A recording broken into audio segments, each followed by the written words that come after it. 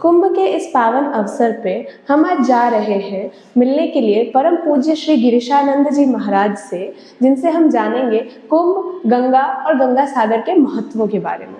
हम आपसे जानना चाहते हैं कि कुंभ क्या है।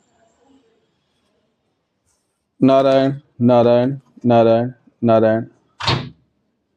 भारतीय संस्कृति में 4 स्थानों पर महाकुंभ का आयोजन होता है। प्रयागराज, हरिद्वार, उज्जैन और नासिक। पुराणों के अनुसार ऐसी मान्यता है, गरुड़ जी महाराज जब अमृत कलश लेकर के जा रहे थे, इन 4 स्थानों पर उन्होंने विश्राम किया। कुछ अमृत की बूंदें वहां रह गईं, तो उनको प्राप्त करने के लिए महाकुंभ का विशेष स्थान होता है। ये पौराणिक कथाएं हैं। हमारे गुरुदेव पूज्य स्वामी अखंडानंद जी महाराज ने जो हमको बताया, क्या वो अमृत है कि नहीं है वो तो भगवान जाने, लेकिन हर 3 साल के बाद एक एक जगह पर जो विशेष महाकुंभ होता है, संत महात्मा जो अपनी अपनी साधना करते हैं, अनुभूतियां करते हैं, वो 3-3 साल बाद एकत्रित होते हैं और अपने अपने अनुभव एक दूसरे से शेयर करते हैं। उनको कौन सी साधना किया, क्या अनुभव हुआ, कौन से भगवान का दर्शन हुआ, जीवन कहाँ से कहाँ पहुंच गया। तो वो जो जीवन का अमरत्व है कि एक्चुअल हम कभी मरे नहीं, आगे कभी मरेंगे नहीं, हमको अपनी अमरता का जो बोध होता है उसमें, उसका नाम है अमृत बिंदु। वो अमृत बिंदु पाने के लिए हम लोग कुंभ में स्नान करने के लिए जाते हैं। तो बाहरी कथा तो ठीक है, वो गरुड़ जी की है, लेकिन वहाँ जो संतों का सत्संग है, महापुरुषों का जो साधना में लीन रहते हैं, बड़े बड़े तपस्वी आप देखेंगे, वहाँ बड़ी बड़ी जटाओं वाले, विभूति वाले, अनेक तरह के महापुरुष, शंकराचार्य, महामंडलेश्वर, अखाड़े के महामंडलेश्वर, सभी एकत्रित होते हैं। तो उनकी आपस की चर्चाओं में उनका आपस में भी आनंद होता है, और उन चर्चाओं को सुनने के लिए जो गृहस्थ साधक जाते हैं, उनको अपने जीवन के अनुभव प्राप्त होते हैं कि हमारा जीवन आज कहाँ पर है, हमको कहाँ जाना चाहिए, हमारे जीवन का लक्ष्य क्या है और हम कर क्या रहे हैं। तो ईश्वर दर्शन हमको कैसे होगा, जो जीवन का लक्ष्य है, और वही एक्चुअली अमरता की अनुभूति है, वही अमृत बिंदु है कि हमारी कभी मौत नहीं होती है, खाली शरीर बदलता है, और साधना अच्छी होगी तो हमेशा हमेशा के लिए भगवान की प्राप्ति होती है। ये अमृत की प्राप्ति के लिए महाकुंभ का मुख्य रूप से आयोजन होता है, जो इस वर्ष प्रयागराज में 12 वर्ष बाद महाकुंभ का विशेष आयोजन हो रहा है, जिसमें हमारे उत्तर प्रदेश के यशस्वी मुख्यमंत्री योगी आदित्यनाथ जी बहुत सुंदर व्यवस्था कर रहे हैं संतों के लिए, सत्संग के लिए, और आप लोग उसको अनुभव करेंगे 14 जनवरी से। ये महाकुंभ का महत्व है।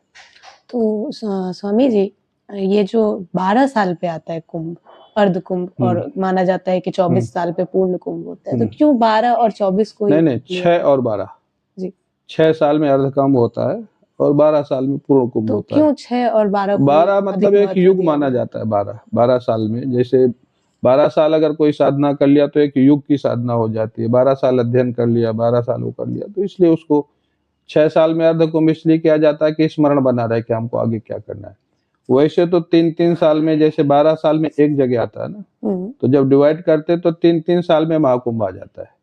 अब जैसे प्रयागराज का कुंभ इस साल है महाकुंभ, 3 साल बाद उज्जैन का महाकुंभ आ जाएगा, फिर नासिक का आ जाएगा, फिर हरिद्वार का आ जाएगा। तो हर 3 साल में आ जाता है एक्चुअली, तो लोगों को रिमाइंडर बना रहता है कि और साधना क्या करनी, कैसे। जब कुंभ ये चारों जगहों पे हो रही है जी, तो फिर प्रयागराज के कुंभ को इतना अधिक महत्व क्यों? प्रयागराज कुंभ एक्चुअली गंगा यमुना सरस्वती का जो संगम है वो खाली प्रयागराज में है।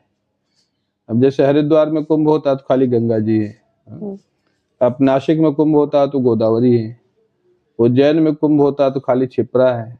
लेकिन ये तीनों का संगम, और गंगा यमुना सरस्वती, जैसे सरस्वती ज्ञान का प्रतीक है, गंगा जी भक्ति का प्रतीक है, और यमुना जी कर्म का प्रतीक है।